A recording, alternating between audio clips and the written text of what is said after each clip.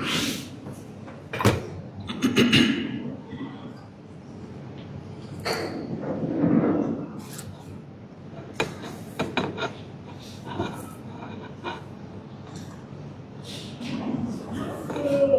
الحمد لله نحمده ونستعينه ونستغفره ونعوذ بالله من شرور أنفسنا ومن سيئات أعمالنا من يهده الله فلا مضل له ومن يضلله فلا هادي له وأشهد أن لا إله إلا الله وحده لا شريك له وأشهد أن نبينا محمد عبد الله ورسوله صلى الله وسلم وبارك عليه وعلى آله وصحبه أجمعين يا أيها الذين آمنوا اتقوا الله حق تقاته ولا تموتن إلا وأنتم مسلمون أما بعد فإن أصدق الحديث كلام الله وخير الهدي هدي محمد صلى الله عليه وسلم وشر الأمور محدثاتها وكل محدثة بدعة وكل بدعة ضلالة وكل ضلالة في النار فقد قال الله تبارك وتعالى في كلامه المجيد بعد أعوذ بالله من الشيطان الرجيم فأراد أن يستفزهم من الأرض فأغرقناه ومن معه جميعا প্রশংসামত আল্লাহ সুবহানাহু ওয়া তাআলা, যিনি বিশ্ব জগতের একমাত্র মালিক। যে আল্লাহ সুবহানাহু ওয়া তাআলা তিনি আমাদেরকে মুসলিম করেছেন, সম্মানিত করেছেন, আমাদেরকে হিদায়াত দিয়েছেন এবং তার দ্বীনের উপরে বাঁচিয়ে রেখেছেন। আমরা তার প্রশংসা করি, আলহামদুলিল্লাহ। সালাতু ওয়াস সালাম প্রিয় নবী মুহাম্মদ রাসূলুল্লাহ সাল্লাল্লাহু আলাইহি ওয়াসাল্লামের প্রতি। আল্লাহুম্মা সাল্লি আলাইহি আল্লাহুম্মা বারিক আলাইহি। আজকের খুতবা হচ্ছে মুহররম মাসের 10 তারিখ, যেই দিনকে হাদিসের ভাষায় ইয়মে আশুরা বলা হয়েছে। এই দিনটি পৃথিবীর ইতিহাসে এক আশ্চর্যজনক দিন এবং একটি মহান দিন। এই দিন সম্পর্কে যা কিছু আছে সেটা ইনশাআল্লাহ আমরা আজকের খুতবায় কিছু আলোচনা করব। প্রথমত, এটা হচ্ছে হিজরি সন। হিজরি সন মূলত কখন থেকে গণনা করা হয় এটা হয়তো অনেকেই জানেন, কিন্তু এখানে একটা সূক্ষ্ম দিক নির্দেশনা রয়েছে যে জ্ঞানী যারা বা আমাদের সালাফ, তাদেরকে আল্লাহ সুবহানাহু ওয়া তাআলা কতটা মেধা বা প্রজ্ঞা দিয়ে আমাদের মাঝে প্রেরণ করেছিলেন তার ইঙ্গিত রয়েছে। সাধারণত আমরা জানি যে মক্কা বিজয়ের মাধ্যমে ইসলামের বিজয় হয়েছে, কিন্তু জ্ঞানীদের দৃষ্টিভঙ্গি একটু ভিন্ন। তার মধ্যে উমর রাদিয়াল্লাহু তাআলা অন্যতম। তিনি যখন খেলাফতে বসলেন এবং এই বছর গণনার বিষয়টাকে নজর দিলেন, তখন তিনি মক্কা বিজয়ের দিন থেকে ইসলামকে বিজয়ী ঘোষণা করেননি, বরং যেই দিন রাসূলুল্লাহ সাল্লাল্লাহু আলাইহি সাল্লাম মক্কা থেকে মদিনাতে হিজরত করেছিলেন সেই বছরটাকে তিনি ইসলামের বিজয় হিসেবে ধরেছেন। কেননা কারণ মক্কা বিজয় তো পরে হয়েছে, ইসলামের বিজয় তখনই হয়ে গিয়েছিল যখন রাসূলুল্লাহ সাল্লাল্লাহু আলাইহি সাল্লাম সশরীরে মক্কা থেকে মদিনাতে হিজরত করতে পেরেছিলেন। তার দৃষ্টিভঙ্গিটা এতটা প্রখর। সেই বছরকে তিনি ইসলামের প্রথম বছর হিসেবে ধরলেন এবং মুহররম মাস যেহেতু আরবি মাসের গণনার একটি অন্যতম মাধ্যম, এর মাধ্যমে আমরা জানতে পারি যে মূলত রাসূলুল্লাহ সাল্লাল্লাহু আলাইহি সাল্লামের হিজরতটাই হচ্ছে ইসলামের বিজয়। তো আজকে মুহররমের 10 তারিখ তথা ইয়মে আশুরা, এই দিন সম্পর্কে অনেক কিছু আলোচনায় আছে। আপনি দেখতে পাবেন আলোচনার মধ্যে উল্লেখযোগ্য যে দিনগুলো আছে তার মধ্যে ইয়মে আশুরা একটি। বরং কিছু কিছু বিষয় দেখলে আশ্চর্য বোধ হয় যে এই দিনের আলোচনা কিছু কিছু মানুষের কাছে ইয়মে কদরের চাইতেও বেশি প্রাধান্য পেয়ে আছে। ইয়মুন নাহার, কুরবানির দিনের চাইতেও বেশি প্রাধান্য পেয়ে আছে। ইয়াউমুল জুমা, জুমার দিনের চাইতেও বেশি তারা এই দিনটাকে স্মরণ করে এবং উদযাপন করে। এর যাবে বিগত 10-20 বছর আগেও আমরা দেখেছি, আমরা যখন ছোট ছিলাম, যেই বছর 10ই মুহররমের দিনের শুক্রবার পড়বে সেই বছরের লোকজন একটু ভীত থাকত, একটা কানা ঘোষা চলত। তাদের একটা ধারণা ছিল যে কিয়ামত যেই দিন হবে সেই দিন 10ই মুহররম হবে এবং সেই দিনটা জুমার দিন হবে। তখন মানুষের মধ্যে একটা কথা ছড়াছড়ি থাকতো এবং তারা একটা ভয় পেত। কিন্তু এই কথাটা সঠিক না ভুল সেটা একটু পরে আলোচনা করব। কিন্তু এই দিন দিন মানুষের অন্তর থেকে মৃত্যু, পরকাল, কিয়ামতের ভয় যে হারিয়ে যাচ্ছে, এটা একটা এক্সাম্পল দেওয়ার জন্য কথাটাকে তুলে নিয়ে আসলাম। বিগত কিছুদিন আগেও মানুষ আজকের দিনটাকে ভয় পেত যে 10ই মুহররম শুক্রবার, না জানি কিয়ামত না হয়ে যায়। কিন্তু বর্তমান পরিস্থিতি এমন হয়েছে যে মানুষ আগেই জানতেছে যে এই বছর 10ই মুহররম জুমার দিন, কিন্তু মানুষের মধ্যে এই ধরনের কোনো আলোচনা নাই। মানুষ ভয়ও পায় না, এগুলো নিয়ে তাদের কোনো মাথা ব্যথাও নেই। বরং মানুষ কতটা নিচে নেমে গেছে মনে করেন, চোখের সামনে ভূমিকম্প দেখতে পাচ্ছে, টের পাচ্ছে, সজাগ, কিন্তু তারা তাদের কর্ম থেকে মুখ ফেরায়নি। ওই খেলতামশার মধ্যেই ডুবে থাকবে, বরং এগুলোকে নিয়ে বর্তমান মানুষ টল করে অপেক্ষা করে। আমরা তো ক্ষমতা নাই, সাধ্য নাই যে আপনাদেরকে বলি, বা আমাদের নিজেরও ক্ষমতা নেই প্রস্থান করা। না হলে আমাদের উচিত খুব শীঘ্রই এই বিল্ডিংগুলো ছেড়ে দেওয়া, খুব শীঘ্রই। কারণ আল্লাহ সুবহানাহু ওয়া তাআলা বিভিন্ন দেশের মাধ্যমে আমাদেরকে কিন্তু সতর্ক করতেছেন। এই ভেনেজুয়েলাতে কালকে যে ভূমিকম্প হয়েছে এবং জাপানে যেটা হয়েছে, বারবার হচ্ছে, আমাদের দেশের ভূতাত্ত্বিক যারা, তারা কিন্তু আমাদেরকে সতর্ক করেই যাচ্ছেন। হতে পারে তাদের কথাতে এতটা ভুল হয় যে কালকে বলেছে, হয়তো কালকে হবে না, 1 বছর পরে হবে, কিন্তু হবে এটা নিশ্চিত জেনে রাখি। এই জন্য আমাদেরকে উঁচু উঁচু বিল্ডিংয়ের চেয়ে বিশেষ করে দুর্বল বিল্ডিংগুলো থেকে প্রস্থান করা উচিত। আল্লাহ আমাদেরকে তৌফিক দান করুন, আমিন। দ্বিতীয়ত হচ্ছে, এই যে মুহররম মাস সম্পর্কে যে একটা মিথ্যা প্রচার ছিল, মিথ্যা প্রচার বলবো না, এটা ভুল প্রচার। কারণ এ কথাটার আংশিক সত্য, সেটা কি, যেই দিন কিয়ামত হবে সেটা জুমার দিনই হবে, এটা সত্য। কিন্তু ওই দিনটা কোন দিন, কত তারিখ, সেটা হাদিসে উল্লেখ নাই। ওটা মুহররমের 10 তারিখ না, সেটা অন্য কোনো মাসেও হতে পারে। ওই দিন তারিখটা আল্লাহ আমাদেরকে জানায়নি, তবে একটা জানিয়েছেন যে যেই দিন পৃথিবী কিয়ামত হবে সেটা জুমার দিনই হবে। আর এর মর্মে স্পষ্ট হাদিস আছে, যে হাদিসটা আমি আপনাদের জন্য উল্লেখ করব এখন। আবু হুরায়রা ক্বালা আন্না নবী সাল্লাল্লাহু আলাইহি ওয়াসাল্লাম ক্বালা খায়রু ইয়াউমিন তালাআত আলাইহি শামসু ইয়াউমুল জুমআহ। এই পৃথিবীতে যে দিনগুলোর উপরে সূর্য উদিত হয় তার মধ্যে উত্তম শ্রেষ্ঠ দিন হচ্ছে ইয়াউমুল জুমআহ। জুমার দিন হলো অন্যান্য দিনের চেয়ে সব থেকে বেশি শ্রেষ্ঠ। এর বৈশিষ্ট্য কি? ফিহে খুলিকা আদম, আল্লাহ এই দিনই আদমকে সৃষ্টি করেছিলেন, এই দিনই তার মধ্যে রূহ ফুঁকি দেওয়া হয়েছিল। আর অফিহে উদখিলাল জান্নাহ, এই দিনই তাকে আল্লাহ জান্নাত দিয়েছিলেন। অফিহে উখরিজা মিনহা, আবার তার যে ভুলের কারণে তাকে যে আল্লাহ জান্নাতের সাথে যেটা রিলেটেড, সেটা হচ্ছে ওয়ালা তাকুমুস সাআতু ইল্লা ফি ইয়াউমিল জুমআহ। এবং রাসূলুল্লাহ সাল্লাল্লাহু আলাইহি সাল্লাম বলেছেন, কিয়ামত হবে না অন্য কোনো দিনই, তবে হলে সেটা জুমার দিনই হবে। ইল্লা ইয়াউমিল জুমআহ, জুমার দিনই কিয়ামত হবে। এটা ইমাম মুসলিম কোট করেছেন। তো ওই হাদিসগুলো হচ্ছে দুর্বল, মানে এত বেশি মর্যাদা নাই যেটা ইয়াউমুন নাহারকেও হার মানিয়ে দেবে, না, ওই বর্ণনাটা দুর্বল। কিন্তু এই হাদিসে যা আছে, ওই হাদিসে অবিকল সেই কথাগুলোই আছে। এখানে আরেকটা কথা বাড়তি আছে, যেটা আমি আপনাকে আবু দাউদ থেকে দেখাই। ইমাম আবু দাউদ রাহিমাহুল্লাহ যেই সময়টাতে আমাদেরকে সাধারণত জিকির আজকার করে কাটাতে বলা হয়েছিল, যদিও আমাদের বদভ্যাসের কারণে আমরা ঘুমিয়ে থাকি ফজরের পরে, কিন্তু ফজর থেকে সূর্য ওঠা পর্যন্ত এই সময়টা হচ্ছে খুব সেন্সিটিভ সময়। পৃথিবীতে ইতিহাসে দেখা যায় বড় বড় যুদ্ধ যখন হতো, অ্যাটাক হতো এই সময়, আল্লাহর আযাব আসলে এই সময়েও হইত।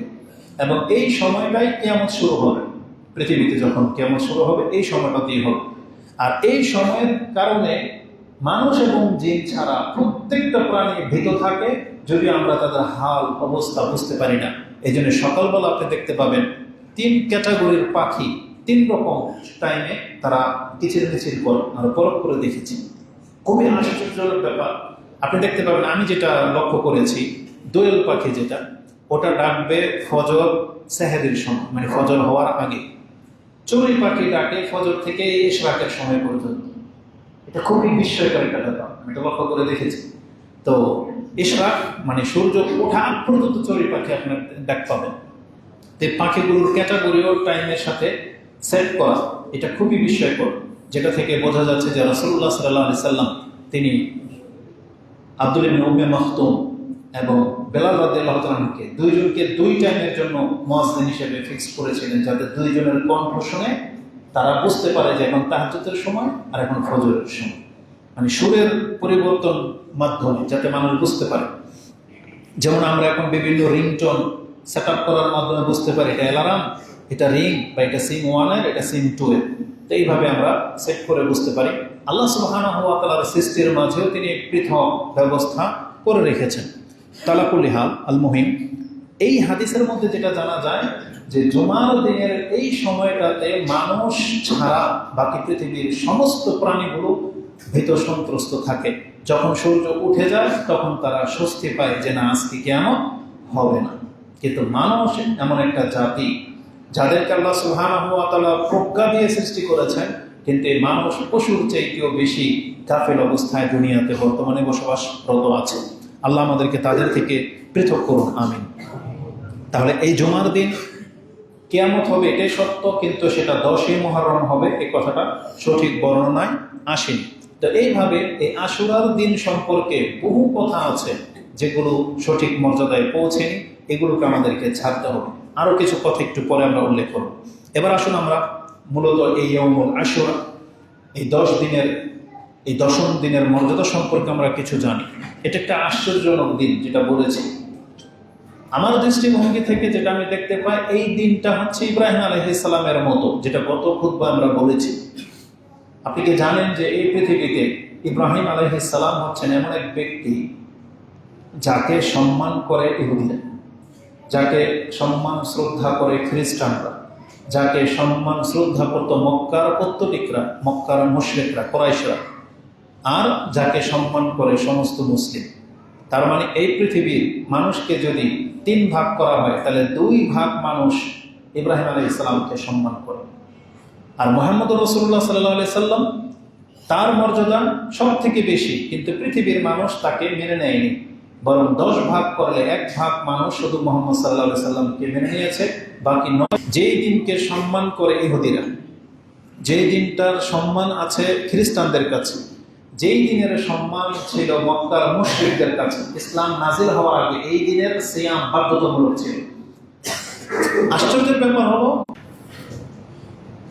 তো ইয়মে আশুরা এটা প্রত্যেক জাতির কাছে সম্মানিত ছিল।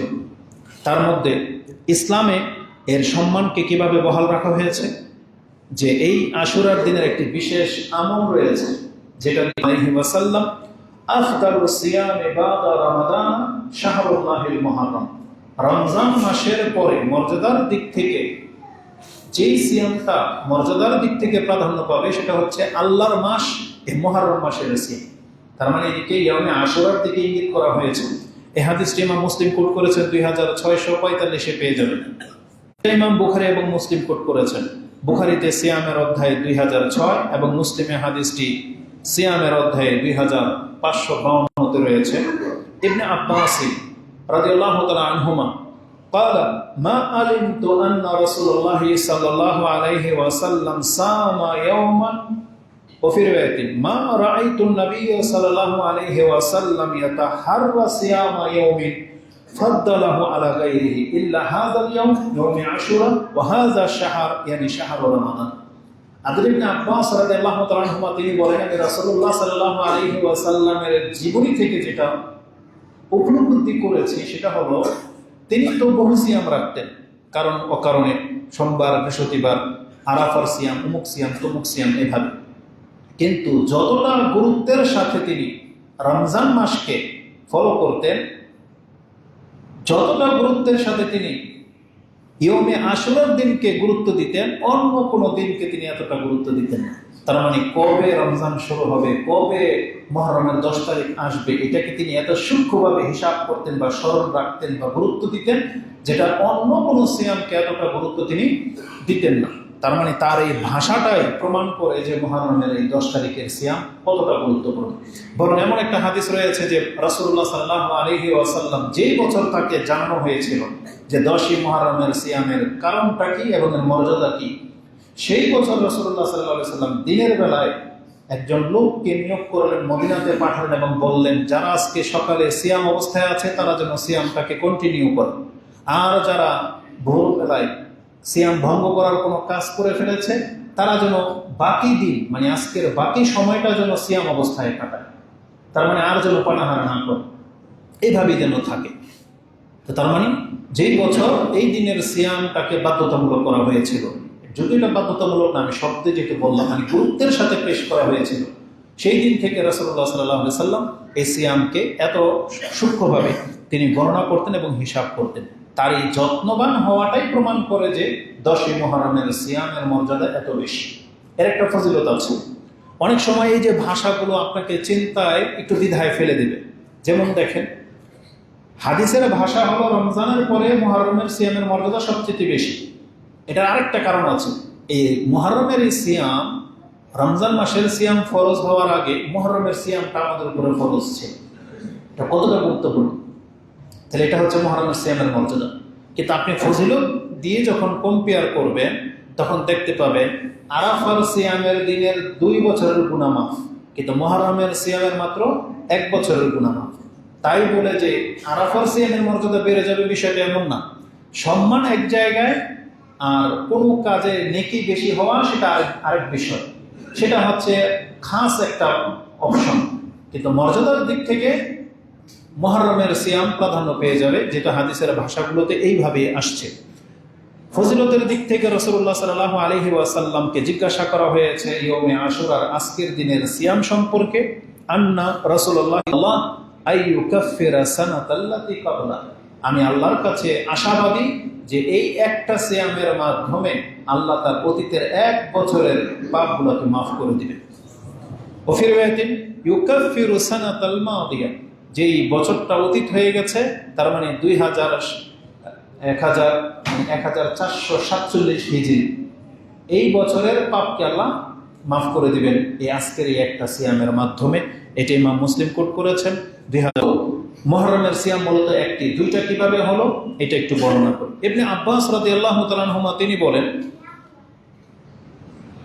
ইয়াকুল হিনা সামা রাসূলুল্লাহ সাল্লাল্লাহু আলাইহি ওয়াসাল্লাম ইয়াউমে আশুরা ওয়া আমারা বিসিয়ামিহি, রাসূলুল্লাহ সাল্লাল্লাহু আলাইহি ওয়াসাল্লাম তিনি নিজে মুহররমের সিয়াম রাখলেন এবং যখন আমাদেরকে আদেশ করলেন যে আমরাও যেন 10ই মুহররম সিয়াম পালন করি, তখন আপনি কি জানেন কোরআনে যে আল্লাহ সুবহানাহু ওয়া তাআলা আমাদেরকে এই আদেশই করেছেন যেন আমরা সাহাবায়ে কেরামদের মতো হই, তাদের মতো ঈমান, তাদের মতো আমল যেন আমাদের হোক, এটা আল্লাহ চেয়েছেন। বরং আল্লাহ এটা কত কঠিন ভাষায় বলেছেন। আল্লাহ বলেছেন, ওয়াইন আমানু বিমিসলি মা আমানতুম বিহি ফাকাদ ইহতাদাউ ওয়া ইন তাওয়াল্লাউ ফাইন্নাহুম ফি শিকাকিন ফাসায়াকফিকাহুমুল্লাহ। আল্লাহ সুবহানাহু ওয়া তাআলা সূরা বাকারা সম্ভবত 137 নম্বর আয়াতে সেটা আছে। আল্লাহ বলেছেন, ওয়াইন আমানু বিমিসলি মা আমানতুম বিহি, হে নবী আপনি এবং আপনার এই টিম জামাত আজকে যেইভাবে আমার প্রতি ঈমান এনেছে, কিয়ামত পর্যন্ত তারা যদি আপনাদের মতো ঈমান আনতে পারে তাহলেই হেদায়েত প্রাপ্ত, না তাহলে হেদায়েত পাবে না, না হলে তারা বিচ্ছিন্নবাদী, তারা হক থেকে মুখ ফিরানো জাতি। ফাসায়াকফিকাহুমুল্লাহ, আল্লাহ আপনার জন্য যথেষ্ট। তো এই যে কঠিন একটা বাক্য ব্যবহার করা হয়েছে, কিন্তু আজকে মুসলিমদেরকে এই চিন্তা আছে যে আমি যে ঈমানদার দাবি করি, আমার ঈমানটাকে আমাদের সাহাবায়ে কেরামদের মতো কিনা, আমার ঈমান আমলটাকে তাদের মতো হচ্ছে কিনা, তাদের মতো চেতনা নিয়ে আমরা বাঁচি। কিন্তু এই চেতনা শব্দটার যখন ব্যবহার হয়, আমরা বাঙালি চেতনায় নিয়ে বেঁচে আছি। আমরা 21-এর চেতনা, 71-এর চেতনা, স্বাধীনতার চেতনা, নিজের দলের চেতনা, ভাষার চেতনা, সব চেতনা আমাদের মধ্যে জেগে যায়। জাতীয়তাবাদ যত মূর্খামি আছে, জাহিলিয়াতের যত চেতনা, সেগুলো আমরা বহাল রেখেছি। কিন্তু আমাদেরকে যে মুসলিম চেতনা বা সাহাবায়ে কেরামদের চেতনা ধারণ করতে বলা হয়েছিল, কিন্তু কোনোদিন মুসলিমদের মধ্যে এই চিন্তা কেন আসে? তাহলে তিনি ভাষাটা কি বলেছেন? আর রাসূলুল্লাহ সাল্লাল্লাহু আলাইহি ওয়াসাল্লাম ইবাদতের কথা বলেছেন, ভালো কিছুর কথা বলেছেন। এখানে খেলতামশার কথা বলা হয়নি, ইবাদত। সেখানেও সাহাবায়ে কেরামরা পছন্দ করতেছেন না যে যেই দিনটাকে, যেই স্থানটাকে ইহুদি নাসারারা পছন্দ করে, আমরা সেই দিনটাকে কিভাবে সম্মান করতে পারি, এই ভাষাটা ব্যবহার করা হয়েছে। আর রাসূলুল্লাহ সাল্লাল্লাহু আলাইহি ওয়াসাল্লাম তিনিও কথাটাকে অ্যাপ্রিশিয়েট করেছেন, মানে গ্রহণ করেছেন এবং সেটার গুরুত্ব বুঝেন। তাই রাসূল সাল্লাল্লাহু আলাইহি ওয়াসাল্লাম তাদের খেলাফ না গিয়ে বরং তাদের পক্ষে কি বলেছেন? ফাকাল রাসূলুল্লাহ সাল্লাল্লাহু আলাইহি ওয়াসাল্লাম ফাইজা, যদি ব্যাপারটা এমন, ফাইজা কানাল আমুল মুকবিল, ইনশাআল্লাহ যখন আগামী বছর আসবে, ইনশাআল্লাহ সুন্না আল ইয়াউমা তাসি, ইনশাআল্লাহ আমি 9 তারিখেও সিয়াম পালন করব। এই যে 9 তারিখের সিয়ামটা এখান থেকে আসছে। আরেকটা বর্ণনা আসছে এইভাবে, লাইন বাকিতু ইলা কাবিলিন লা আসুমান্না তাসি, আমি যদি আগামী বছর বাকি থাকি বা বেঁচে থাকি তাহলে অবশ্যই আমি 9 তারিখে সিয়াম পালন করব। ক্বালা ফালাম ইয়াতিল আমুল মুকবিল হাত্তা তুওফিয়া রাসূলুল্লাহ সাল্লাল্লাহু আলাইহি ওয়াসাল্লাম, কিন্তু তার পরের বছর মুহররম তো আসছে, কিন্তু রাসূল আর পৃথিবীতে বেঁচে ছিলেন না। তার মানে মুহররমের আগেই তার ইন্তেকাল হয়ে গেছে। তাহলে যেমন রাসূলুল্লাহ সাল্লাল্লাহু আলাইহি ওয়াসাল্লামের ইন্তেকাল হয়েছে, যেমন আজকে মুহররমের 10 তারিখ, এই বছরই রাসূল সাল্লাল্লাহু আলাইহি ওয়াসাল্লাম 12 রবিউল আউয়াল ইন্তেকাল করেছেন না? তার মানে রবিউল মাস কখন আসে? মুহররম, সফর, রবিউল আউয়াল, তার মানে তার 1.5 মাস পরে রাসূলুল্লাহ সাল্লাল্লাহু আলাইহি ওয়াসাল্লাম ইন্তেকাল করে গেছেন ওই বছর। আর না হলে রাসূলুল্লাহ সাল্লাল্লাহু আলাইহি ওয়াসাল্লাম তার পরের মুহররম পেলে অবশ্যই 9 তারিখে সিয়াম পালন করতেন। ইমাম মুসলিম হাদিসটা 2556-তে এনেছেন। এই হাদিসকে কেন্দ্র করে আমাদের সালাফদের মধ্যে একটা মত হলো যে 10 তারিখের চেয়ে 9 তারিখের সিয়াম শ্রেষ্ঠ। কেন? কারণ রাসূলুল্লাহ সাল্লাল্লাহু আলাইহি ওয়াসাল্লাম যখনই ওই কথা শুনলেন, তিনি 9 তারিখে সিয়াম রাখার ইচ্ছা পোষণ করলেন। তার মানে বোঝা যাচ্ছে যে 10 তারিখের চেয়ে রাসূলুল্লাহ সাল্লাল্লাহু আলাইহি ওয়াসাল্লাম 9 তারিখকে বেশি প্রাধান্য দিয়েছেন। কিন্তু বিজ্ঞ আলেম যারা বা যাদের মতটা বেশি প্রাধান্যযোগ্য, তারা বলেছেন যে না, 10 তারিখের মর্যাদা বহাল থাকবে, কিন্তু রাসূলুল্লাহ সাল্লাল্লাহু আলাইহি ওয়াসাল্লাম আরো একদিন তাদের খেলাফ করার জন্য 9 তারিখেও সিয়াম রাখার ইচ্ছা করেছেন। এই জন্য আমাদের মুসলিমদের উচিত 2 দিন সিয়াম রাখা। এখান থেকেই 2টা সিয়ামের কথা এসেছে। অতএব গতকালকে 9 মুহররম গিয়েছে, যারা সিয়াম রাখতে পেরেছিলেন আলহামদুলিল্লাহ। যদি আপনি রাখতে না পেরে থাকেন, আজকে তো অবশ্যই আছেন ইনশাআল্লাহ, তাহলে আপনি চেষ্টা করবেন আগামীকালও রেখে নিতে, তাহলে 2টা হয়ে যাবে। 9-10 পারেননি, 10-11 আপনি রেখে নেন, এটা সহজ হয়ে যাবে। আর যাদের জন্য অত্যন্ত কঠিন, তাদের জন্য একটাই চলবে, কারণ একটা সিয়াম দিয়ে আপনি সেই নেকিটা পেয়ে যাবেন। মূলত 2টা সিয়াম হচ্ছে ইহুদি নাসারাদের খেলাফ করার জন্য। এই জায়গাটাতে আমরা সেইখানে ফিরে আসতে চাই যে মুসলিমদেরকে সবসময় শিক্ষা দেওয়া হয়েছে আমরা যেন ইহুদি এবং খ্রিস্টানদের খেলাফ চলি, কারণ ওদের পথ ভিন্ন, আমাদের পথ ভিন্ন। আজকে যখন আমরা কোরআন সুন্নাহর কথা বলি, এই ইহুদি নাসারাদের পথে চলা লোকগুলাই, বেনামাজিগুলা সব ইহুদি নাসারাদের পথে আছে, জেনে নেন। তা আপনি তাদের জার্সি পরেন বা না পরেন, বেনামাজি মানেই ইহুদি নাসারাদের পথে আছে। যারা হজ ফরজ হয়ে গেছে, হজ করেন না, তাদেরকেও রাসূলুল্লাহ সাল্লাল্লাহু আলাইহি ওয়াসাল্লাম এই কথাই বলেছিলেন যে এই ব্যক্তি যারা হজ ফরজ হয়ে গেছে, সে হজ করলো না করে মরে গেল, সে খ্রিস্টান হয়ে মরুক না ইহুদি হয়ে মরুক, তাতে কিছু যায় আসে না। তাহলে যেখানে হজের ব্যাপারে এমন কথা আছে, যদি হাদিসের সনদ চমনে সহিহ নয়, দুর্বল পর্যায়ে আছে, কিন্তু বেনামাজি মুসলমানের কাতারে পড়ে না, সেই ইহুদি নাসারার পথে আছে। তারপরে নেশাখোর, জুয়ারি, সুদখোর, মাজার ভক্ত, পূজারি, এগুলো সব ওই মুশরিকদের কাতারে আছে। কিন্তু এরা কিছু থেকে কিছু হলে আমাদেরকে বলে ইহুদি নাসারাদের দাওয়াত। আর যখন আমরা বলি যে মুসলিম হলে আপনাকে ইহুদি নাসারাদের, খ্রিস্টানদের খিলাফ থাকতে হবে, তখন এই কথাগুলো আপনার কানে আর ঢোকে না। তখন প্রমাণ হয় না যে আমরা ইহুদি নাসারাদের পক্ষে না, বরং আমরা ইহুদি নাসারাদের বিপক্ষে, বরং আপনিও এই কাতারে আছেন। সেটা কেন তাদের নজরে আসে? উপরন্ত এই খেলাধুলার মাধ্যমে আপনি প্রমাণ করে দিলেন আপনার ঘরে ইহুদিদের সন্তান রয়েছে। আপনার বাবা, গার্জিয়ান যারা, আপনার ঘরের উপরে আপনার ছেলেই তো টাঙ্গিয়েছে না ইহুদি নাসারা খ্রিস্টানদের পতাকা। আপনি ভাবতেছেন এটা পোলাপানরা করে, খেলতামশা, এগুলো বড় বিষয় না, এটা অনেক বড় বিষয়। কারণ আপনার ছেলে এক সময়, আপনার সন্তানগুলো ওদের চরিত্রের মতো হয়ে যাবে, ওদের মতন বেশভূষা, ওদের মতো সবকিছু। ইয়ং বয়সের মেয়েগুলো আপনি জার্সি করে ওড়নাবিহীন, আপনি ওদের গোল হয়েছে, ওদের টিম জিতেছে বা কিছু, ও যেভাবে বেহায়ার মতো লাফায় বা নাচে, এগুলো আপনার মুসলিম সন্তান হিসেবে আপনি কিভাবে এটা মেনে নেবেন? তবে খেলতামশা দেখা এটা অত বড় অপরাধ না, যেটা যত বড় অপরাধ হিসেবে আমাদেরকে পেশ করা হয়। আমি এটা বলতেছি না, বাস্তবে কি খেলতামশা দেখা অত বড় অপরাধ না যত বড় অপরাধ ল্যাংটা দেখা, যত বড় অপরাধ ফিল্ম দেখা, যত বড় অপরাধ এই সমস্ত কাজে জড়িয়ে থাকা, এবং যত বড় অপরাধ বেনামাজি হওয়া। আপনি খেলতামশা দেখেছেন, এটার জন্য শাস্তি পাবেন বা মাপ পেতে পারেন, কিন্তু নামাজবিহীন একটা মানুষ মুসলিম এগুলো নিয়ে পড়ে থাকে, এটা হচ্ছে আপনার জীবনের সবচেয়ে চরম ব্যর্থতা। আর এই খেলতামশা একটা সময় আমরাও দেখেছি ছোটবেলায়, কিন্তু বুঝতাম না, আমাদেরকে কেউ বোঝায়নি। তারা হয়তো বুঝতো যে আমরা ভুল পথে আছি, আমরা বাড়াবাড়ি করতেছি, কিন্তু গার্জিয়ানরা আমাদেরকে কোনোদিন বলে নাই। তারা আমাদের দায়িত্ব, এটা আমরা আমাদের যুবকদেরকে বলতেছি, তুমি হয়তো এখনো বোঝো নাই যে বিষয়টা কতটা সেন্সিটিভ, কিন্তু তোমার বিবেক কি বলে, যেখানে ফজরের জামাত চলতেছে, প্রায় 3 দিনে ঘটনা ঘটেছে, আর ওই সময়টাতে সম্ভবত ব্রাজিলের না কার খেলা ফজরের টাইমই ছিল, দুইটাই আমাদের কানে আসছে, জামাত চলতেছে।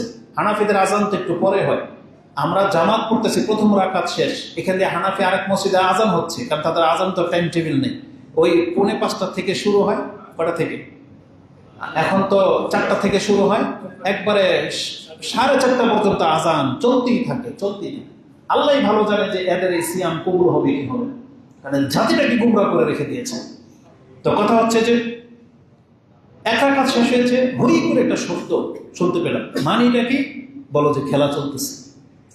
এই যে ভূমিকম্পটা হলো তখন 9:30 বাজে, আমাদের যে বিল্ডিং আমরা থাকি সেই বিল্ডিং এর সবাই মিলে 15টায় জামাত, সেই 9:30টায় জামাত হয়, এশার জামাত।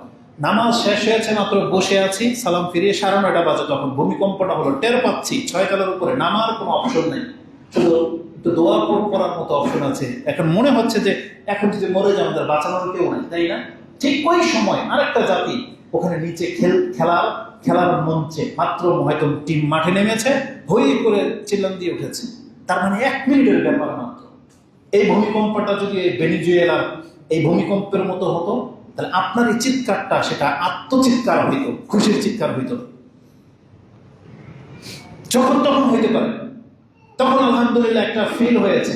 প্রথম ভূমিকম্প যখন হয়েছে তখন অনেক ভয় পেয়েছিলাম, তখন আমি বাথরুমে ছিলাম, এই জুমার দিনে মনে আছে, সকাল 10:30টায় আমরা জুমায় আসার জন্য প্রস্তুতি নিচ্ছিলাম, গোসল করতে ঢুকেছি বাথরুমে, আর তখনই মারাত্মক এই ভূমিকম্পটা। তখন মনে হয়েছে আল্লাহ যদি এই অবস্থায় মরে যায়, এটা সম্মানজনক মৃত্যু না, যদি আমি কোনো পাপে ছিলাম না, কিন্তু সম্মানজনক মৃত্যু না, ভয় পেয়েছি। কিন্তু কালকের ভূমিকম্পে, 2 দিন আগের ভূমিকম্পে ভয় লাগেনি, আলহামদুলিল্লাহ, মনে একটা প্রশান্তি ছিল। যদি আজকে এখন মরে যাই, আমি আল্লাহর কাছে বলতে পারবো, আল্লাহ এই মাত্র আমরা নামাজের মধ্যে বসাল। কিন্তু আপনি আর আমি যখন খেলতাম সারা মাঠে থাকি, ভূমিকম্পটা যদি তখন আসে, আপনি বলেন তো কিয়ামতের মাঠে আপনি গিয়ে আল্লাহর কাছে কি বলবেন? আপনি কোন অবস্থায় ছিলেন? আমাদের প্রত্যেকটা মুসলিমকে চিন্তাশীল হতে হবে।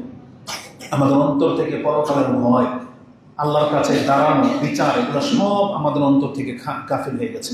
আপনি কি জানেন আল্লাহ সুবহানাহু ওয়া তাআলা কোরআনে এই কথাটাই বলেছেন যে আল্লাহর পক্ষ থেকে যখন কোনো গুরুত্বপূর্ণ আদেশ আসে, ওই আদেশটা মানুষ কখন গ্রহণ করতে পারে না?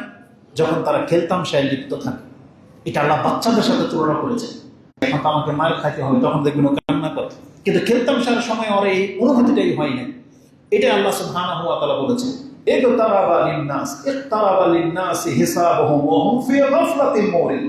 আল্লাহ বলেছেন তাদের হিসাব বিকাশের সময় অত্যন্ত নিকটে চলে আসছে, আর তারা এখন খেলতামশায় লিপ্ত। এই জন্য আপনি মনে রাখেন, খেলতামশা যখন কেউ লিপ্ত থাকে, কারণ ওই অবস্থাটাই এমন তৈরি হয়ে যায়, তখন মানুষের অন্তরে আর কোন ভয় থাকে না, মরে যাবে ভয়টা থাকে না। এই জন্য যত বেশি পারেন এই খেলতামশা থেকে নিজেকে দূরে রাখার চেষ্টা করেন। এতে মজা আছে, আনন্দ আছে, কিন্তু এই আনন্দটা ক্ষণিকের। আমিন ইয়া রাব্বাল আলামিন। তো এই ইয়াউমে আশুরা এটা হচ্ছে মহান একটা দিন। তো রাসূলুল্লাহ সাল্লাল্লাহু আলাইহি ওয়াসাল্লাম তিনি তার সুন্নাহ দিয়ে এই দিনটার প্রতিষ্ঠিত আমাদের কাছে করে গেছেন, আর এটাই হলো মূলত মুহররমের আমল, এছাড়া আর কোনো আমল নাই। কিন্তু বিগত দিনগুলোতে আমি আরো আমাদের বড়দেরকে উল্লেখ করে বলি, তারা হয়তো জানেন, বর্তমান জেনারেশন সেটা ভুলে গেছে আলহামদুলিল্লাহ। সেটা হচ্ছে আমাদের সমাজে আমরা দেখেছি এই মুহররমের দিনকে কেন্দ্র করে তার এক সপ্তাহ আগে থেকে বৃষ্টির মধ্যে ভিজে চাল কালেকশন করত এবং কত শিরকি বাক্য ব্যবহার করত, কুরবানির গোশতকে সংরক্ষণ করে রেখে দিত। কেন? মুহররমের দিনের খিচুড়ি পাক করার জন্য। আমি অনেকের বাসায় এই পানির ট্যাঙ্ক রেখে দেখেছি, মানে মুহররমের দিন পানি খাওয়ায়, মুহররমের দিন শরবত খাওয়ায়। তো এগুলো মূলত মুহররমের কোনো আমল না, এগুলো আমাদের সমাজ থেকে হয়তো উঠে গেছে। তবে আবার পরিস্থিতি যা দেখতেছি, এই জ্ঞান যখন হারিয়ে যাবে, আমাদের এই সন্তানগুলো আবার এই শিয়াদের মতো এই কাজে লিপ্ত হবে। যখন দেখবে মজা লাগে, ভালো লাগে, তো দেখতে ভালো লাগে না? যুবক যুবতী রাস্তার মধ্যে দাঁড়িয়ে সবাইকে পানি পান করাবে, দেখতেও মজা লাগে, ওদের করতেও মজা লাগে, এটাকে ভালো মনে করবে। এই দিন আবার ফিরে আসতে পারে। যেমন এই খেলতাম শাহ মাঝখান দিয়ে কিন্তু এতটা বেশি মাথা চারা দিয়ে ওঠে নাই, আবার এই মাথা চারা দিয়ে উঠতেছে। তার মানে দিনের পরিবর্তনে মানুষ ওই তামসার দিকে ফিরে যায়। এটাই হচ্ছে মানুষের সবচেয়ে বড় ঘাটতি, সবচেয়ে বড় ত্রুটি, যে তারা তাদের জ্ঞান হারিয়ে ফেলে। এজন্য আমাদের সন্তানদের মাঝেও এগুলো ফিরে আসতে পারে। তবে জেনে নেন, শরবত পান করানো, পানি পান করানো, মুহররমের দিনের খিচুড়ি বিতরণ করা, এগুলোর সাথে ইসলামের কোনো সম্পর্ক নেই। এগুলোকে বাস্তবায়ন বা এগুলোকে টিকিয়ে রেখেছে শিয়া প্রেমী যারা, তারা যাদের মাধ্যমে কারবালার চেতনা রয়েছে, তাদের মধ্যে ওই মুহররমের চেতনা নাই। তারা মুহররম বলতে কারবালাকে বোঝায়। আসুন এর সাথে ইসলামের কি সম্পর্ক আছে সেটা একটু বলে দিই। এই যে মুহররমের দিনের সাথে একটা ঘটনা ঘটে গেছে কারবালাতে, আহলে বায়াতের সম্মানিত ব্যক্তিদেরকে শহীদ করা হয়েছে। কারা করেছে জেনে নেন। এটা ইরানের শিয়ারাই করেছে, এটা মাথায় রেখেন। যারা শিয়া প্রেমী, ইরানপন্থী, আপনি জেনে রাখেন আপনার সবচেয়ে পছন্দনীয় ব্যক্তিকে যারা হত্যা করেছে তারা অধিকাংশই শিয়া ছিল। তারা হত্যা করেছে হাসানকে, তারা হত্যা করেছে হুসাইন রাদিয়াল্লাহু তাআলা আনহুমাকে, তারাই তা হত্যা করেছে আর পিতাকে, তারাই হত্যা করেছে ওসমান রাদিয়াল্লাহু তাআলা আনহুকে। এগুলো সব শিয়া খারিজদের অন্তর্ভুক্ত ছিল। আর আপনি বোঝেন না বিদায় আজকে আপনি ইরানপন্থী হয়ে গেছেন। তো কথা হচ্ছে যে এই যে রোদন করা, ধরে নেন আপনি কারবালাতে হোসেন রাদিয়াল্লাহু তাআলা আনহু তার পরিবারকে এইভাবে হত্যা করা হয়েছে, কিন্তু এই দিনকে কেন্দ্র করে শোক পালন করার কথা ইসলামে কোথায় আছে? তার আগে তার থেকে শ্রেষ্ঠ তার পিতা আলী রাদিয়াল্লাহু তাআলা আনহুকে হত্যা করা হয়েছিল, সেই দিনের শোক কোথায়? তার আগে তার থেকে সম্মানিত ব্যক্তি ওসমানকে হত্যা করা হয়েছে, আপনি জানেন সেই দিনটা কবে? সেই দিনের শোক কোথায়? তার আগে তার থেকে সম্মানিত ব্যক্তি ওমর রাদিয়াল্লাহু তাআলা আনহুকে হত্যা করা হয়েছে, তাও আপনার নবীর জায়গায়, মসজিদে নববী, যেখানে রাসূল সাল্লাল্লাহু আলাইহি সাল্লাম দাঁড়িয়ে সালাত করতো, এই মেহরাবের মধ্যে নামাজরত অবস্থায় ওমর রাদিয়াল্লাহু তাআলা আনহুকে হত্যা করা হয়েছে। আপনি কি জানেন সেই দিনটা কবে? সেই দিনের শোক কোথায়? তার মানে কারা পালন করে এই কারবালার শোক? এটা আপনাকে জানতে হবে। এটা মুসলিমদের কোনো আমল না, এটা শিয়াদের আমল। এই কারবালার শোকের ক্ষেত্রে, এমনকি যে কোনো শোকের ক্ষেত্রে ইসলামের একটা মূলনীতি আছে। রাসূলুল্লাহ সাল্লাল্লাহু আলাইহি ওয়াসাল্লাম বলেছেন, লাইসা মিন্না মান লাতামা আও দারা ওয়া হুদুদা, যেই ব্যক্তি গাল চাপটায়, বুক চাপটায়, তারা আমার অন্তর্ভুক্ত না। রাসূল ইঙ্গিত দিয়ে দেখিয়ে দিয়ে গেছেন পুরা মুসলিম জাতিকে যে কারা উম্মতে মুসলিমা, আমার উম্মার অন্তর্ভুক্ত, তোমরা চিনে রাখো। যারা দেখবা কোনো কারণে রোদন করে আর বুক চাপটায়, জামা কাপড় ছিঁড়ে ফেলে, ওয়াশাক্কাল জুয়ুব, জামা কাপড় টেনে ছিঁড়ে ফেলে, ওয়াদা বিদাওয়াল জাহিলিয়া, আর যারা জাহিলিয়াতের মতন ডাক ডাকে, তারা আমার উম্মতের অন্তর্ভুক্ত না। তার মানে নিজের সন্তান, ভাই, কেউ যদি মরে যায়, আপনি মহিলাদের দৃশ্য দেখবেন, ধরেন তার আপন সন্তান বা প্রিয় ভাইকে রাস্তায় কে কুপিয়ে মেরে ফেলেছে, ঝগড়াতে অনেক ঘটনা ঘটনা, পিটিয়ে মেরেছে, বা সেই মহিলা দেখবেন যে কি করে, তার ভাইয়ের লাশের সাথে এসে বিলাপ করবে আর ওই গুণগানগুলো বলতে থাকে গালা থেকে, যে আমার বান্দার কি অবস্থা, তার এই যে টুকরাটাকে তোমরা নিয়ে আসছো, বলছে আল্লাহ এমনটাই নিয়ম। তখন বলতেছে আমার বান্দা কি করেছে? বলছে আপনার প্রশংসা করেছে। বলছে তার জন্য জান্নাতে একটা ঘর বানিয়ে রাখো, যার নামকরণ করে দেওয়া বাইতুল হামদ, এটা হচ্ছে প্রশংসার ঘর। তার মানে নিজের কষ্টের জিনিসটা হারিয়ে আল্লাহর দিন আসলে নিজের গায়ের মধ্যে চাক্কু মারে, কথিত চাক্কু, তারপরে যে চেন দিয়ে বাইরে। পাকিস্তানের শিয়ারা বা অন্যান্য দেশের শিয়ারা আরো শিথিল, তারা শুধু থাবড়ায়, বাস এতটাই। তাহলে এই যে বুকে মানে আঘাত করা, রোদন করা, জামা কাপড় ছিঁড়ে ফেলা রাসূল সাল্লাল্লাহু আলাইহি ওয়াসাল্লামের স্পষ্ট হাদিসের খেলাফ স্বভাবের লোক। তার একটা হলো জাহিলিয়া লা ইউতরকুহুন্না, তারা সেটাকে ছাড়বে না। তার একটা হচ্ছে ওয়াকালা আন্নাইহা, নাইহা হচ্ছে নোহা করা, ওই যে রোদনের সাথে চিৎকার করা যেটা। আর নিয়াহাতুন মিন আমরিল জাহিলিয়া, রাসূল বলেছেন রোদন করাটা হলো জাহিলিয়াতের স্বভাব। যারা রোদন করেছেন ইতিপূর্বে, তারা যদি তওবা না করে মরে যায় তাদের অবস্থাটা কি হবে? ইজা লাম তাতু কাবলা মাউতিহা, যদি সে মৃত্যুর আগে এই মহিলা তওবা না করে মরে, তুকামু ইয়াউমাল কিয়ামাতি ওয়া আলাইহা সিরবালুম মিন কাতিরান, এই ব্যক্তি, এই মহিলা হাসরের মাঠে উঠবে একটা আলকাত্রা পরিহিত জামা নিয়ে, তার গায়ে একটা আলকাত্রার জামা নিয়ে তাকে ওঠানো হবে। ও দিরউম মিন জারাব, এবং তার গায়ে মানে লাহাবিম মিনান নার, আগুনের একটা লেলিহান একটা বর্ম ওই আলকাত্রার পোশাকের উপরে চাপিয়ে দেওয়া, ভিতরে আলকাত্রা আর উপরে হচ্ছে একটা আগুনের লোহার বর্ম তার গায়ে পরিয়ে দেওয়া হবে। আর তার শরীর চুলকাবে, সে ছটফট করবে। কেন? কারণ এই ছটফট সে দুনিয়াতে করেছে। মনে আছে যে এই জামা কাপড় ছিঁড়ে ফেলা মৃগী বেড়াদের মতো কেউ তাকে ধরে রাখতে পারে না। এই জন্য আল্লাহ কিয়ামতের মাঠে এটাকে বাস্তব রূপ দেবে। এই জন্য এই বর্ণনাগুলো যখন আসে একটা কথা আমার মনে পড়ে বারবার, সেটা হচ্ছে কি জানেন? দেখেন, দুনিয়ার সাথে পরকালের প্রত্যেকটা বিষয়ের সম্পর্ক আছে। সেজদার সাথে ইমানের সম্পর্ক আছে, এখানে নামাজে ধীরস্থিরের সাথে দাঁড়িয়ে থাকার সাথে হাসরের মাঠে দাঁড়ানোর সম্পর্ক আছে, সিরাতাল মুস্তাকিম সঠিক পথের উপরে চলার সাথে পুল সিরাতের সম্পর্ক আছে। এগুলোকে প্রত্যেকটাকে আপনি গুরুত্বের সাথে নিয়েন, এগুলোকে আপনি হেলায় নিয়েন না। ওযুর সাথে আলোর সম্পর্ক আছে, নামাজের সাথে নূরের সম্পর্ক আছে। আর আল্লাহ সুবহানাহু ওয়া তাআলার প্রত্যেকটার এগেইনস্টে হাসরের মাঠে ব্যবস্থা রেখেছেন, মানে সেখানে হবে অন্ধকার, প্রত্যেকের আলো লাগবে। আল্লাহ বলছে আলো কি? নামাজ। এই জন্য এগুলোকে আপনি ছেড়ে যাবেন, সেখানে গেলে এগুলো মিসিং পাবেন। এগুলোকে গুরুত্বের সাথে নিতে হবে। যেমন এই যে বলা হয়েছে, যে ব্যক্তি যেমন আচরণ করবে তাকে হাসরের মাঠে এইভাবে তাকে উঠানো হবে। যারা আত্মহত্যা করে মরে যায় তাকে বলা হয়েছে না শাস্তিটা তাকে ওইভাবে দেওয়া হবে। এই জন্য প্রত্যেকটা মুসলিমের উচিত ইসলামের এই বিধানগুলোকে মূল্যায়ন করা, এগুলো থেকে নিজেকে মুখ ফেরানো মোটে উচিত নয়। তো এই হাদিসটা ইমাম মুসলিম কোট করেছেন, যেটা 2049-এ পেয়ে যাবেন, ইবনে মাজাতে 1581-তে রয়েছে। তো তার মানে বোঝা যাচ্ছে যে ইসলামে মৃত ব্যক্তিকে কেন্দ্র করে বাৎসরিক যে অনুষ্ঠান করা হয়, শোক পালন করতে হবে, ইসলামে এগুলো জায়েজ নাই। অতএব এই 10ই মুহররমের দিনের সাথে কারবালার এই কর্মের কোনো সম্পর্ক নেই। কারবালার সম্পর্ক রাসূলুল্লাহ সাল্লাল্লাহু আলাইহি ওয়াসাল্লামের পরিবারের সাথে হয়েছে বটে, কিন্তু রাসূলুল্লাহ সাল্লাল্লাহু আলাইহি ওয়াসাল্লাম তিনি তার জীবদ্দশায় তার আরো 3টা কন্যা সন্তান মারা গিয়েছিলেন, তার আরো 2টা বা 3টা ছেলে সন্তান মারা গিয়েছিলেন।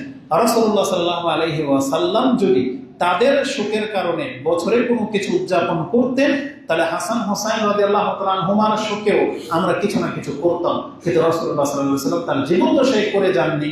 এটাই প্রমাণ করে যে মৃত ব্যক্তিকে কেন্দ্র করে বছরের কোনো উদযাপন স্মরণ করা, এগুলো ইসলামের বৈধতা রাখা হয়নি। যেমনটা বলেছিলাম যে যদি করতেই হয় তাহলে তার পিতা আলী রাদিয়াল্লাহু তাআলা আনহুর দিন এই 10ই মুহররমের সাথে আবারও বলি শরবত খাওয়ানো, খিচুড়ি পান করানো বা এই ধরনের কোনো আমলের কোনো সম্পর্ক নাই। সম্পর্ক একটাই, সেটা হচ্ছে সিয়াম পালন করা। কেন আমরা আশুরার দিনের সিয়াম পালন করি এটি একটু জেনে নেন, এটা জানা থাকাটা জরুরি। এবং এখানে অনেক গুরুত্বপূর্ণ কথা আছে, যদি সময় অনেকটা পাস হয়ে চলে যাচ্ছে। আশুরার দিনের সিয়াম মূলত হচ্ছে শুকরিয়া আদায় করার সিয়াম। এটা একটা বিস্ময়কর ঘটনা, আমাদের বাংলাদেশের কিছুদিন আগে ঘটে গেল, নেপালে ঘটেছে। প্রত্যেক রাষ্ট্রে এরকম কোনো না কোনো ঘটনা ঘটে। মানে একটা শাসক যখন খুব বেশি অত্যাচার জালেম হয়ে যায়, সাধারণ মানুষ মনে করে যে এদের থেকে রক্ষা পাওয়ার আর কোনো উপায় নেই। কিন্তু আল্লাহ সুবহানাহু ওয়া তাআলা ফেরাউনের ঘটনা দিয়ে জানিয়ে দিয়েছেন পৃথিবীর কিয়ামত পর্যন্ত এটা আল্লাহর কাছে অত্যন্ত সহজ। আল্লাহ একা একজনকে এক সময় যেভাবে মারতে পারে, আল্লাহ চাইলে পুরো পৃথিবীটাকে ওই এক সময় একসাথে ধ্বংস করে দিতে পারে। একটা টিমকে আল্লাহ, ফেরাউন এত বড় জালেম ছিল, মুসা আলাইহিস সালাম কোনদিন কল্পনাও করতে পারে নাই যে আল্লাহ এই প্ল্যান করে রেখেছে যে একই মুহূর্তে পুরো সাম্রাজ্যটাকে আল্লাহ সুবহানাহু ওয়া তাআলা হালাক করে দেবে।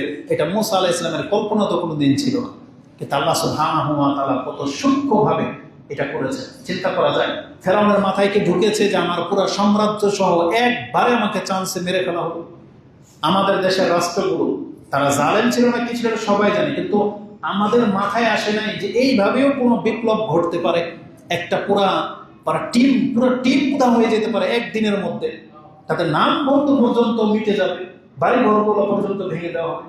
তাহলে পরবর্তীতে যারা ক্ষমতায় আসবে আল্লাহ হয়তো তাকে ফেরানোর মতো পানিতে ডোবাবে, নূহ আলাইহিস সালামের মতো হয়তো বন্যা দেবে না, বা বিগত ক্ষমতাধর দলের মতো করে হয়তো এইভাবে হয়তো আল্লাহ হালাক করবে না, আল্লাহ ভিন্নভাবে করতে পারে, যেটা আমি আর আপনি এখন পর্যন্ত টের পাচ্ছি না। এই জন্য যারাই রাষ্ট্র ক্ষমতায় আসবেন, নেতা হবেন, আপনি মনে রাখতে হবে জালেমকে আল্লাহ কোনো না কোনো ভাবে ধরবেই, এটাই চূড়ান্ত, এটাই প্রতিষ্ঠিত। অতএব জুলুম করা থেকে যতটুকু পারেন বেঁচে থাকার চেষ্টা করেন। এটা মেম্বর থেকে আমাদের দাওয়াত থাকবে আমাদের নেতাদের প্রতি, অন্তত নিজেকে জুলুম করা থেকে বাঁচিয়ে রাখেন। তাহলে আল্লাহ কিন্তু এটা দেখিয়ে দিয়েছেন, আল্লাহ প্রত্যেক জালেমের জন্য একটা নির্দিষ্ট টাইম ফিক্সড করে রেখেছেন, সেটা আসলে তাকে দুনিয়াতেও ধরা হবে এবং পরকালেও তাকে ধরা হবে।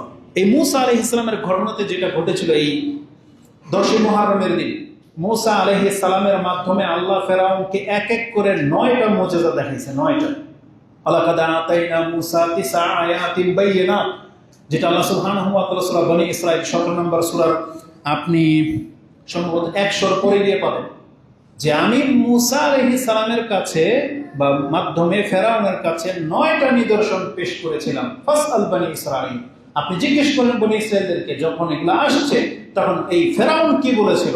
ফেরাউন বলেছিল মূসা এগুলো সব জাদু, এভাবে বলেছিল। আমার মনে হয় এগুলো তুমি জাদু দেখাচ্ছ।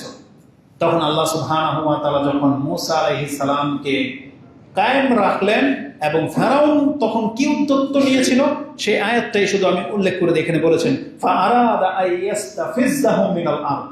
ফেরাউন চেয়েছিল মূসা আলাইহিস সালামকে এবং তার অনুসারীদেরকে এই জমিনে রাখবে না। আজকে এই ঘটনাটা কোরআনের বহু সূরাতে আসছে, কিন্তু আমি এই আয়াতটা কেন আপনার কাছে নিয়ে আসলাম? যখনই ইসলামের কথা বলা হয়, যা হক পথে আছে দেখবেন তাদেরকে হুমকি ধামকি দিলে এই কথাটাই বলা হয়, এরা বাংলাদেশ ছেড়ে যায় না কেন? যেমন গতকালকে আমি ওই যে আমাদের শেখ আবু বকর মোহাম্মদ জাকারিয়া হাফেজাহুল্লাহর একটা ভিডিও ক্লিপ দেখতে পাচ্ছিলাম, তিনি সেকুলারিজম নিয়ে একটা বক্তব্য পয়েন্ট দিচ্ছে। হঠাৎ করে একটা কমেন্ট নিচে আসলো, বলতেছে এক লোকে বলতেছে যে এই লোকটাকে বলেন এই দেশ ছেড়ে দিয়ে এমন দেশে চলে যাক যেখানে সেকুলারিজম নাই। তার মানে আমি তখন মনে পড়লো আসলে যে কোনো জাতির এটা একটা স্বভাব যে সেই শুধু এখানে টিকে থাকতে চায়, তার এগেইনস্ট পার্টিকে চায় না যে সেই জমিনে টিকে থাকুক। কিছু হইলে একদল কাউকে ইন্ডিয়া পাঠিয়ে দেয়, কিছু হলে একদল আরেক দলকে পাকিস্তান পাঠিয়ে দেয়, আমরা কিছু বললে আমাদেরকে সৌদি আরব পাঠিয়ে দেয়। আর এই ইরানপন্থী যারা, মানে আমরা কিছু বললে এরা সৌদি আরবের বললাম, সৌদি আরব যায় না কেন, বুঝেন না? মানে কিছু থেকে কিছু হলেই মানুষকে নিজের মাতৃভূমি, নিজের এই জমিন ছাড়া করার একটা প্রবণতা ছিল, যেই কারণে নবীদেরকে তাদের জমিন ছাড়তে হয়েছিল। মুহাম্মদুর রাসূলুল্লাহ সাল্লাল্লাহু আলাইহি সাল্লামকে পর্যন্ত তারা জমিন ছাড়তে তারা বাধ্য করেছে। এটা বাতিল প্রকৃতির একটা স্বভাব। এই ফেরাউন সম্পর্কে বলা হয়েছিল, ফাআরাদা আইয়াস্তাফিজ্জাহুম মিনাল আরদ। ফেরাউন চেয়েছিল মূসাকে এবং তার পুরো টিমকে জমিনে ঠাঁই দিবে না, কিন্তু আল্লাহ সুবহানাহু ওয়া তাআলা কি করেছেন? সুবহানাল্লাহ বলেছেন, ফাআগরাকনাহু ওয়া মাহু জামিআ, আমি তাকে এবং তার সাথে যত কেউ ছিল প্রত্যেকটাকে আমি ডুবিয়ে মেরে দিলাম। তাহলে ফেরাউন চেয়েছিল মূসা আলাইহিস সালামকে জমিনে রাখবে না, আল্লাহ বলছে তোকে আমি জমিনে রাখবো। আল্লাহ সুবহানাহু ওয়া তাআলা ফেরাউনকে সহ তার পুরো টিমকে এই পানির মধ্যে ডুবিয়ে দিলেন। আর সেই দিনটা কোন দিন ছিল? এই 10 মুহররমের দিন ছিল। আল্লাহ সুবহানাহু ওয়া তাআলার এক্সাম্পলে সবচেয়ে বেশি উদাহরণ টেনে এনেছেন মূসা আলাইহিস সালাম এবং ফেরাউনের এই ঘটনাকে। আর এই দিনটা ছিল এই 10 মুহররমের দিন। আর আপনি জানেন না, একটা জাতি যখন কোন জুলুম থেকে মুক্তি পায়, যেই দিন মুক্তি পায় এই দিনটা তার কতটা স্মরণীয় হয়ে থাকার কথা। কিভাবে তাকে স্মরণীয় হয়ে থাকে? যে মূসা আলাইহিস সালাম তার যতদিন বেঁচে ছিলেন তিনি 10 মুহররমের দিন সিয়াম পালন করতেন এবং তার অনুসারী যারা তারাও সিয়াম পালন করত। কিন্তু পরবর্তীতে তাদের অনুসারীদের মধ্যে এই ভ্রান্ত যখন ইহুদিদের জন্ম নিল, তখন তারা এই দিনে কেউ কেউ সিয়াম পালন করতে, কিন্তু কেউ কেউ এটাকে ঈদের দিন হিসেবে ঘোষণা করে নিয়েছে। এই 10 মুহররমের দিন ইহুদিদের কাছে এটা ঈদের দিন, জানেন, কারণ বিজয়ের দিন। এটা হচ্ছে মানুষের স্বভাব। এই দুইটা পয়েন্টকে মনে রাখেন। আমরা যদি কোনো সুখ স্বাচ্ছন্দ্য পায়, নিরাপত্তা পায়, বিজয় হয়, তাহলে তারা এর জন্য আল্লাহর শুকরিয়া আদায় করবে। আর শুকরিয়াটা কি? সিয়াম পালন করা। শুকরিয়া আদায় হলো 2 রাকাত সালাত আদায় করা, একটা সাজদা করা অন্তত পক্ষে। এটা হচ্ছে শুকরিয়া আদায় করার মুসলিমদের থিওরি। কিন্তু মুসলিমরা যদি পয়সাওয়ালা হয়, সন্তানের মালিক হয়ে গেছে, একটা বিজনেসে লাভবান হয়েছে, সে তখন পার্টি দেয়। বুঝলেন, পার্টি দেয়। এটা মুসলিমদের নেচার হয়ে গেছে। তো এটা মোটেও হওয়া উচিত নয়। আল্লাহ এটা পছন্দ করে না। আল্লাহ চায় আমি যদি কাউকে উৎফুল্লতা দেই, তাহলে সেটা আমার শুকরগুজার বান্দা, যেটা মুসা আলাইহিস সালাম করেছিলেন। আর এটাই হক পথিকদের দলিল যে মুসা আলাইহিস সালাম ফাসামা মুসা শুকরান লিল্লাহ, মুসা আলাইহিস সালাম শুকরিয়া স্বরূপ এই দিনের সিয়াম রেখেছিলেন। আর আমাদের নবী মুহাম্মদুর রাসূলুল্লাহ সাল্লাল্লাহু আলাইহি সাল্লাম, তার নেচার দেখেন, তিনি বলছেন আমার ভাই মুসার বিজয়ে তিনি যেহেতু সিয়াম পালন করেছেন, তাহলে আমরা বেশি হক রাখবো, নাহনু আহাক্কু বিমুসা মিনহু, আমরা তাদের চেয়ে বেশি হক রাখি, কারণ মুসার বিজয় মানে মুসলিমদের বিজয়। এই জন্য রাসূলুল্লাহ সাল্লাল্লাহু আলাইহি সাল্লাম এই দিনকে সিয়াম পালন করার মাধ্যমে শুকরিয়া আদায়টাকে বেছে নিয়েছেন। এই দিনটা উৎফুল্লতার দিন নয়। এটাই হচ্ছে আশুরার সিয়ামের মূল তাৎপর্য, যে আল্লাহ সুবহানাহু ওয়া তাআলা এই দিনে পৃথিবীর অনেক বড় একটা সাম্রাজ্য স্বৈরাচারকে আল্লাহ সুবহানাহু ওয়া তাআলা হালাক করে দিয়েছিলেন এবং হককে বিজয়ী দিয়েছিলেন। এই জন্য এটা আমাদের প্রত্যেকের শিক্ষায় নিয়ে আসা উচিত। আর এটাও আমি আপনাকে স্মরণ করিয়ে দিলাম, যখন কোনো কিছু নিয়ামত আপনি প্রাপ্ত হয়েছেন, আপনি পার্টি উৎফুল্ল এইসব করেন না। আপনি পারলে সেই দিনটাকে আপনি সিয়াম পালন করেন, পারলে আপনি 2 রাকাত সালাত আদায় করেন। এটাই হচ্ছে হকপন্থীদের কাজ। আল্লাহ আমাকে এবং আপনাদেরকে কথাগুলো বোঝার এবং সেই অনুযায়ী আমল করার তৌফিক দান করুন। আকুলু লিকাউলি হাযা আস্তাগফিরুল্লাহ লি ওয়া লাকুম ওয়া লিসাইরিল মুসলিমিন ফাস্তাগফিরু ইন্নাহু হুয়াল গফুরুর রহিম।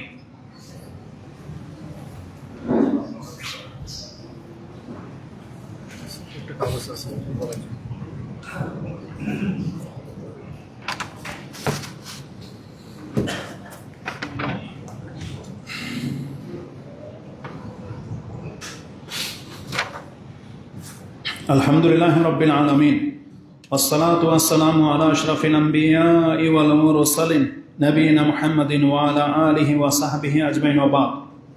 নারায়ণগঞ্জ সিটি কর্পোরেশন নগর ভবন এত থেকে কি এটা ইমাম ও খতিবদের জন্য বার্তা। আগামী 28শে জুন এত খ্রিস্টাব্দ তারিখে রোজ রবিবার সারা দেশে ভিটামিন এ, এটা খুতবায় তো বিষয় না, এটা খুতবার বিষয় না। তো এগুলো সম্পর্কে আলাদা এলান করে বা জানিয়ে দেওয়া হবে। এটা ভিটামিন মনে হয় খাওয়ানো হবে, এই সম্পর্কে বলতে বলা হয়েছে।